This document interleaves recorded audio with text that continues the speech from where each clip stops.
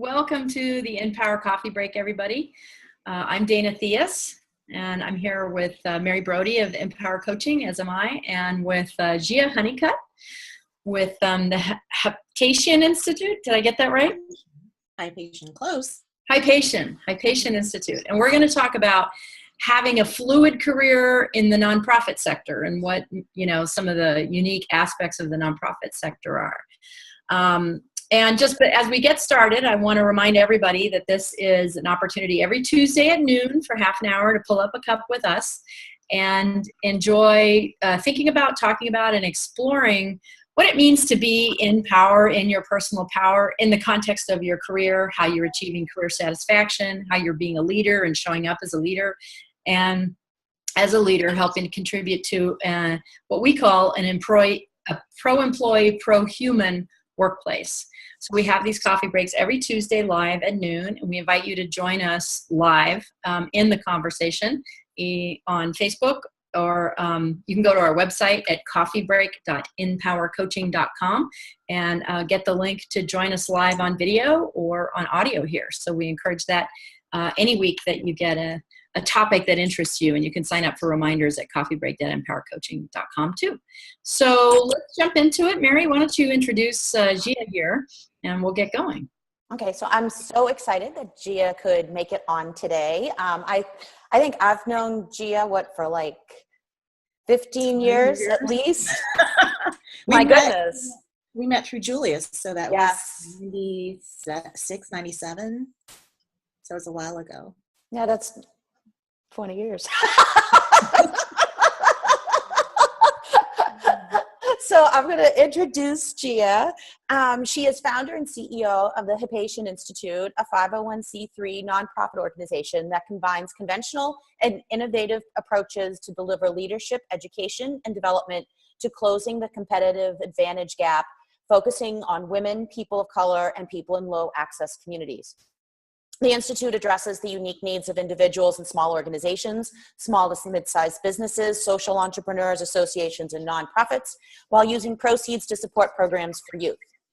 Gaea is also the founder and CEO of Gaea Honeycutt Consulting, LLC, where she draws on diverse expertise in business development, diversity and inclusion, research, and communications to advise organizations on transforming goals into measurable, achievable action through tailored strategies. She has served entrepreneurs, research and development companies, small businesses, government agencies, and nonprofits. As a co-founder and past chairman of the Northern Virginia Black Chamber of Commerce, she has been a vital connector for the community, using her intuitive and results-oriented leadership to build a multifaceted vision for advocacy for Black-owned businesses. She has written articles and delivered presentations on business, leadership, technology, and social policy topics. Gaea serves on the DC Advisory Board of Peace First and board of Learn Serve International, and chairs the Learn Serve Growth Council. She earned her MPP from the University of Chicago and a BA from Bentley University. She is a member of the inaugural class of the Master's Series for Distinguished Leaders and the Leadership Fairfax class of 2012. So welcome, Gaea. Thank you. That was long. You always sound so much more accomplished when somebody else reads it, don't you? Yes, it does. It does. Thank you for having me. I'm really excited to be here. And this is my first webcast on Facebook, so this will be interesting. Awesome. Well, welcome. And I did not realize, actually, that you and I are neighbors. I'm here in Northern Virginia, too. Oh, really? Okay. Which part? Exactly. So we have to have coffee in real life sometime too.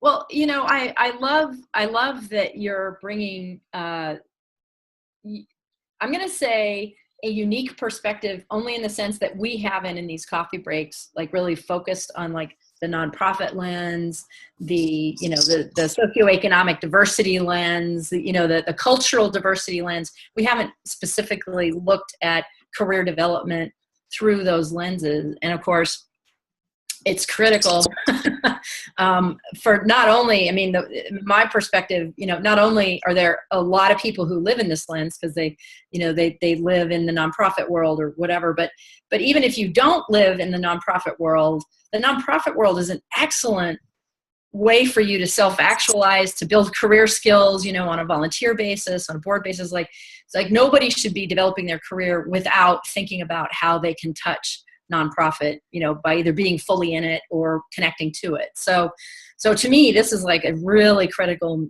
link here.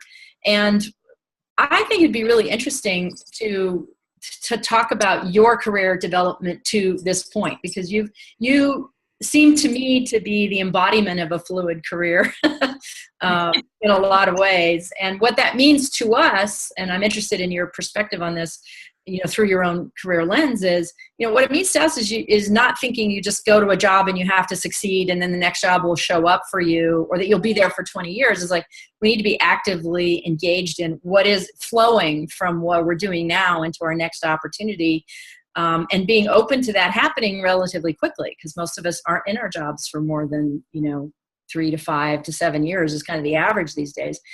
And so when you take on this attitude of I'm just flowing from one thing to another, we begin to imagine our careers differently than what we do. It's like, well, I got to get a job and then I won't worry about it till I hate my job. You know, then it's too late. So that's kind of how we think about this fluid career. So how do you think about this fluid career, given that you're flowing in yours? You know, I don't think about, I don't know if I think about the fluidity that much, honestly. Certainly the concept resonates with me. My first job out of college was at a publishing center, which was housed in a large research and development nonprofit education development center. So it's sort of like American Institutes of Research, or, you know, FHI 360, which are both similar types of organizations where you're almost like a Booz Allen Hamilton or something along those lines, multiple contracts, except in the nonprofit sector. So working on foundation funded things, government funded things, and actual contracts with governments and foundations and other nonprofits. And so my first job, just, I would say everything happened serendipitously, because I graduated. I did not have a position yet, or I was about to graduate. I didn't have a position yet. And an administrator at school introduced me to EDC because his wife worked there.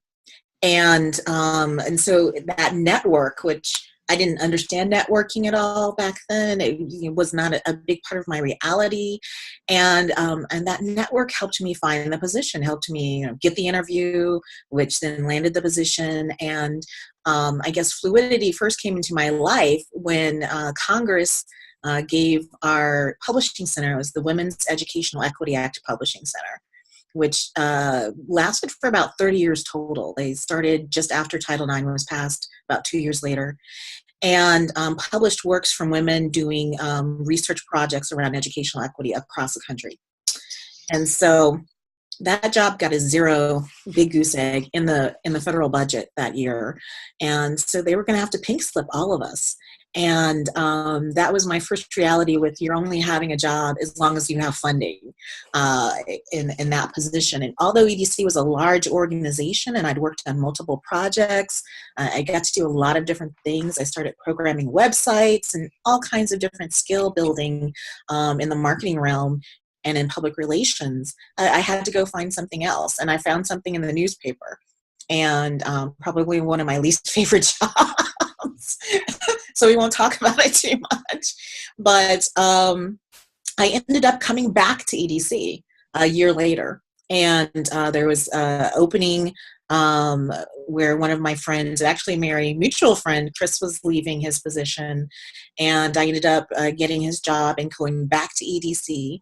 And it was a great atmosphere. There was lots of great opportunity there to not only work on my own project, but work in other things. We were running a membership association. So that was my first experience with that. And so then fluidity hit again when we found that our funding was devolving, and the funder was only going to fund us at about 1/3 of what we've been receiving. And we hadn't really matured the membership aspect of it in terms of getting the members used to paying the dollars and supporting and funding the organization that way. And, you know, I've come to learn since that that's not how you really fund an organization anyways. It's not membership dues that runs a membership organization. And so lots of transitions. And so out of that, I decided, well, I'm not ready to figure out how to fund this thing. I don't know enough about fundraising. and I went into fundraising. And at my alma mater, I did corporate and foundation relations, corporate partnerships, foundation grants. I led the foundation portion of it for our team. And I always was focusing on moving to the next thing based on what skill set I wanted to increase, what I wanted to enhance. That's what led me to graduate school. I really didn't know anything. I should be ashamed to say this. I did not know anything about the University of Chicago before I applied to it. I know, and yesterday they just had the president come back and speak. And so I looked at what they offered, and I found that it enhanced what I considered my weaknesses. And that's why I applied to school there. So I'd done another graduate program too, which helped me figure that out. But that's really how I moved through the world, is how do I enhance my skills? And I don't think it was until later that I started looking at it in a completely different way. So first of all, I just want to acknowledge what you just said, because it's so important to fluidity or anything else with career development in general, which is understanding where you have growth, where you can still grow. Mm-hmm. And some of that is functional, like, oh, I didn't have fundraising skills, for me, early on in my career, I was like, oh, I'm doing public relations, but I don't have a lot of other marketing skills. So I went into product marketing, and I dove into those things. And so like filling out your experience base is a really important way of deciding, like, well, which direction do I want to flow next? And it's a great way early on to like get yourself enough experience so you know what you like, and you also have credibility because you for higher level jobs because you've done more of these things. Right. So you were kind of just indicating that now maybe you're thinking of it a little differently. Are you in phase 2 of a career? Well, I think, at this stage in my life, I'm more focused on the things that I'm most passionate about. Now, the way Mary and I met was we were working on an organization called the Peace America Foundation, which was a small community wealth startup that I had worked on with Julius Babbitt, who passed away several years ago. And I'd gone to school with him undergrad. And that was my first entrepreneurial venture.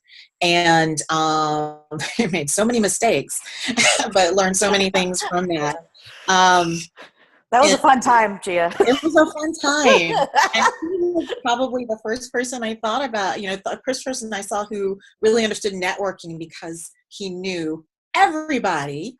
And we'd be walking down the street and somebody would be walking by and he knew them. It was incredible. And so, I think that's where the entrepreneurship started. And I clearly had a passion for being in the nonprofit sector and doing things that way.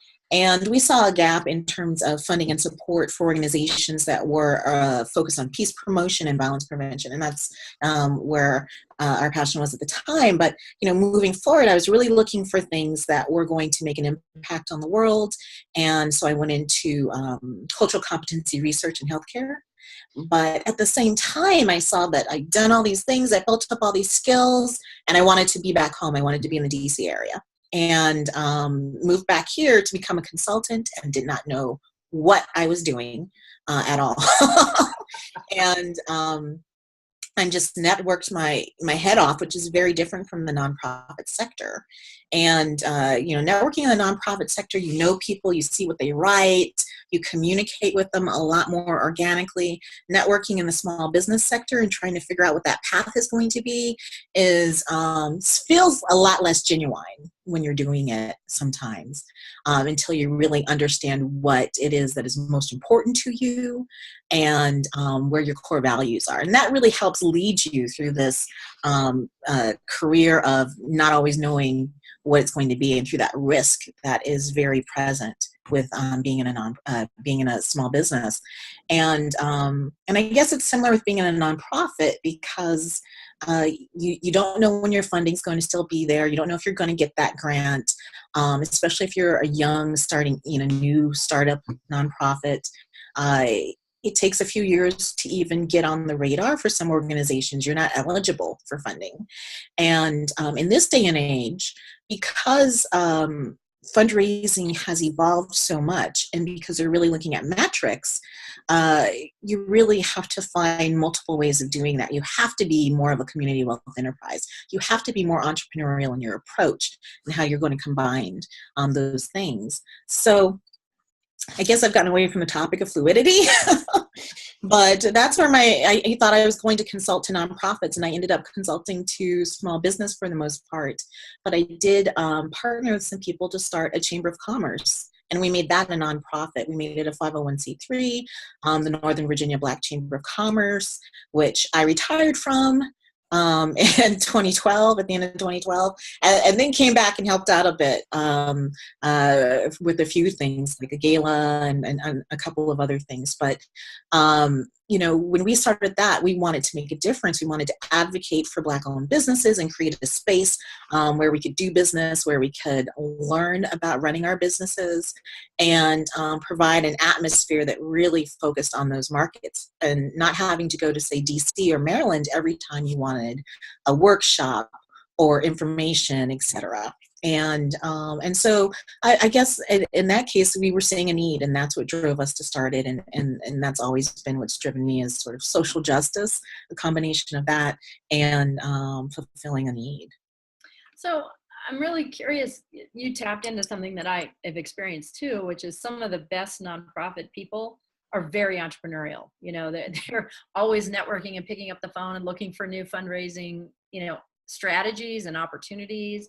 I was on the board of District Alliance for Safe Housing for many years, and I was just always amazed. The building would have a leak in the roof, and the executive director would just go into motion, like go find some funding to fix the leak in the roof, and she always pulled through. And I was just always so impressed with how entrepreneurial, she was, and people running nonprofits have to be for the exact reason you're mentioning. And that entrepreneurialism is kind of fluid, right? You pivot, you go with what reality is giving you.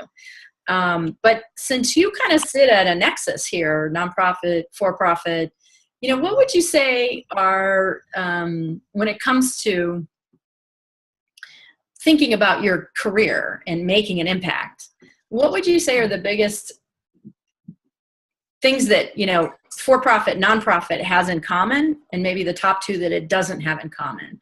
Because, a lot of people think, oh, I'll go into nonprofit, it's more mission driven, I'll be able to have my passion there. And we all know it's not that easy.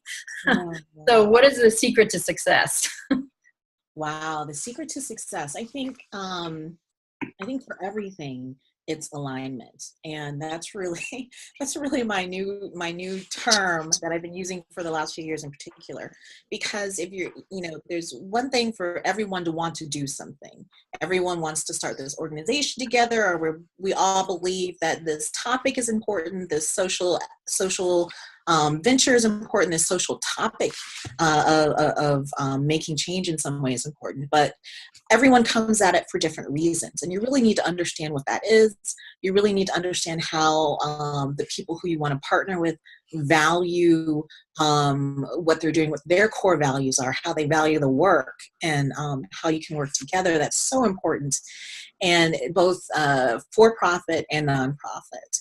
And, you see a lot of people wanting to start a nonprofit organization. And my first question to them is somebody else already doing it? And are they doing it well? And is there a way for you to work with them instead? When the economy crashed in 2008, you saw a lot of nonprofits blink out of existence and a lot of others merge. And part of the reason is, I just heard something downstairs. Part of the reason is that you really have too many nonprofits going around. I need to run downstairs. I'm sorry to interrupt. I'll be right back and see what this was. All right. Actually, I can just fill in on that, so around here in the DC area, there are so many nonprofits for wounded warriors and helping veterans who've come back. And one of my clients runs one of those, and that was exactly what she was talking about. He had started it because he was a veteran, and then immediately found it was such a crowded space that he began, partnerships became the way forward. And I think that, it's fluidity in motion, right? Is that the world is changing around us, and we can set off on a direction, but we have to kind of see where everybody else is going and decide how we want to fit in. I was just agreeing with you, Gaea.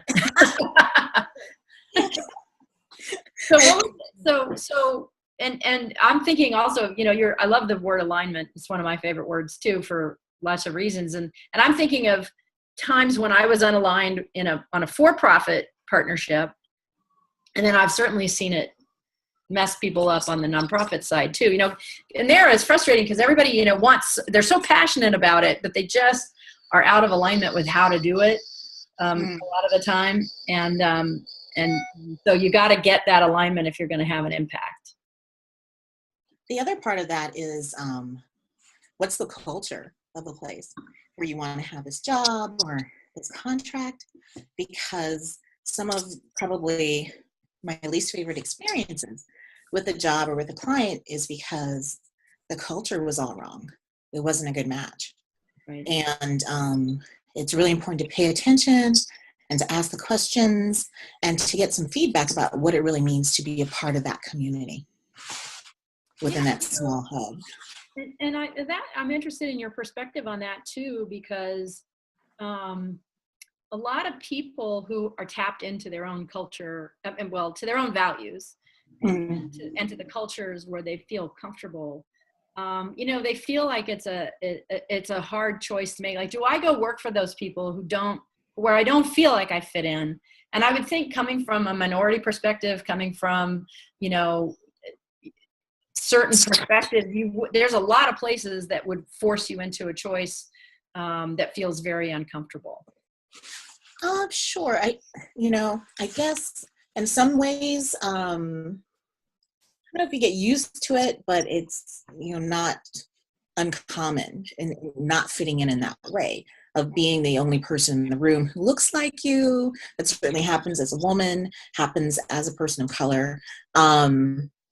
But it also relates to how people are going to react to you. And, are they listening to what you said? I was in a meeting a few weeks ago and I'd made a suggestion and the group talked about it a little bit, and then it didn't sound like they wanted to move with it. But then another woman behind me said the same thing. And I just turned to the woman next to me and said, "Did I just say that?" And so women are used to that invisibility happening to them, but also it happens to us as people of color a lot. I was in another situation where we were saying goodbye. The team I was with was saying goodbye to people who we just did a focus group with. And the people were shaking the hands of my two colleagues, a white male and a white female.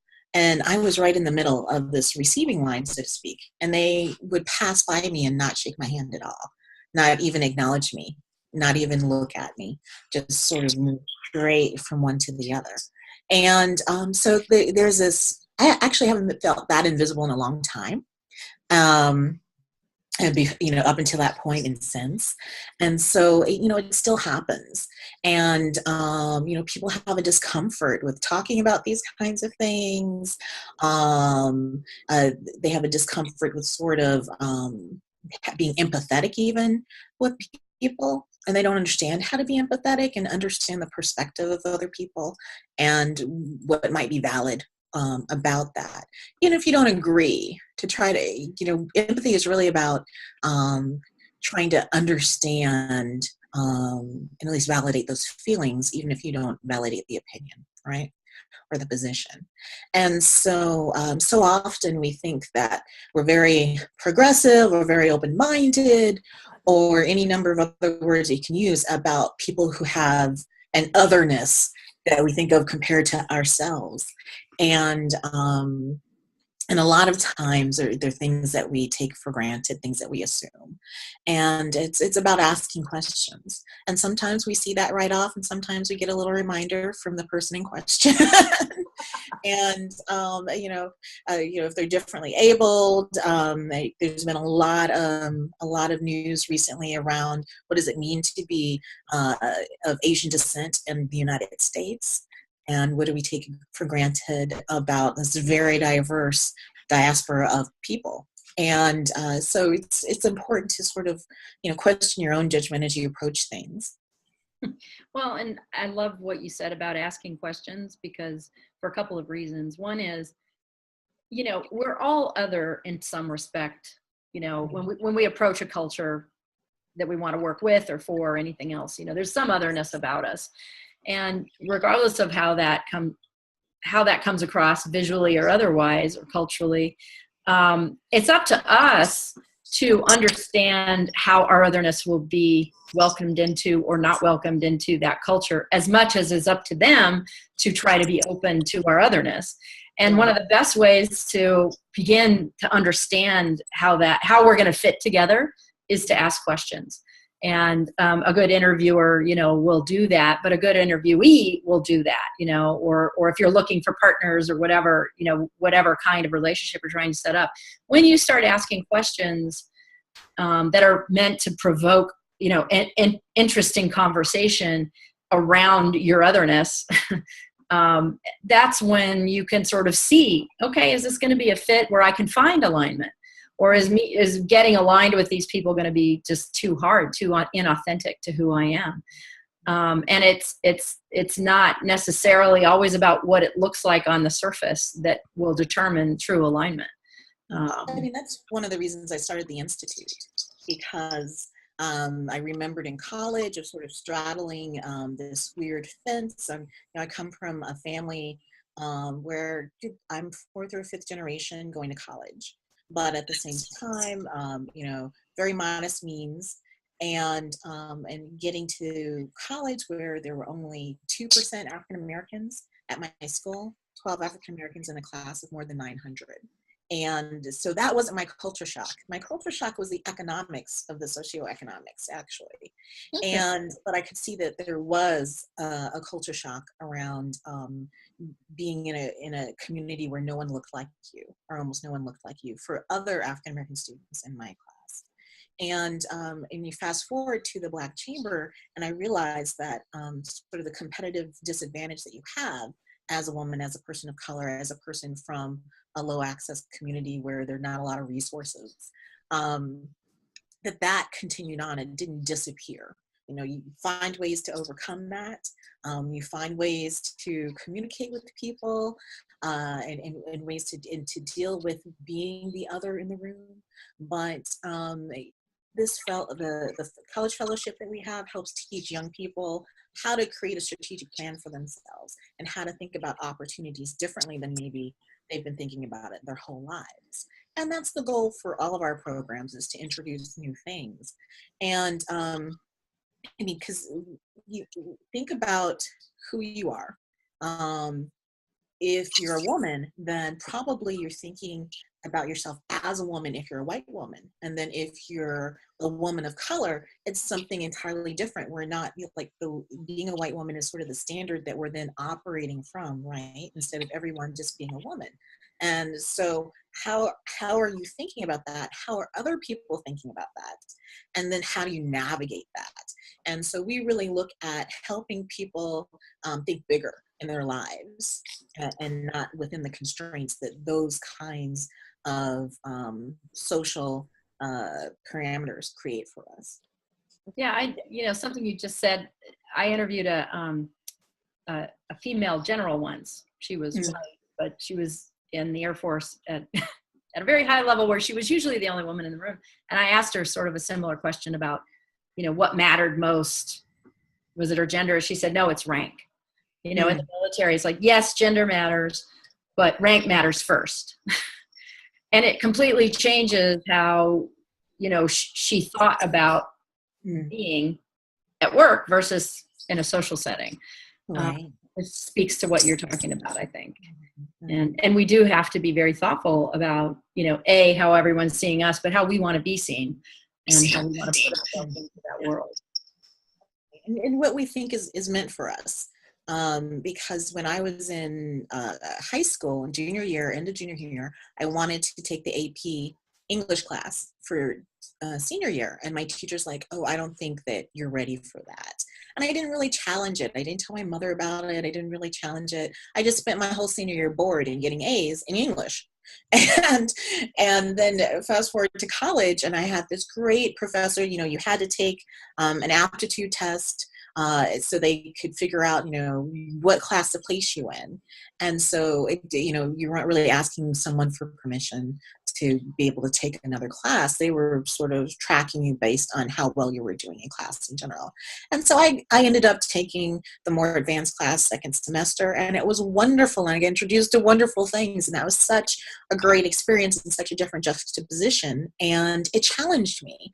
And so sometimes we have to think, what kinds of assumptions are we making about the person in front of us? What do we think that they can achieve? And also asking ourselves, is this person taking for granted that I'm not good enough for this, that I can't do this, that I might not have the skill set, etc. And to think as big as we possibly can about what that opportunity might be and create a strategy for how to get there, regardless of what this person is saying in front of me. Absolutely. Mary, you want to close with that? Yeah, I know, Gaea, we've talked about this before, and you've brought up the issue, because other, I think, implies power, right? Because when you're other, you're not part of the power structure. And how do you, and I think what your organization does with the kids, I shouldn't use those terms when they're young students in school. I always get slapped for that. But with the kids, is that you teach them how to work within the power structure to succeed, or work outside of the power structure, and how to use and how to work with power.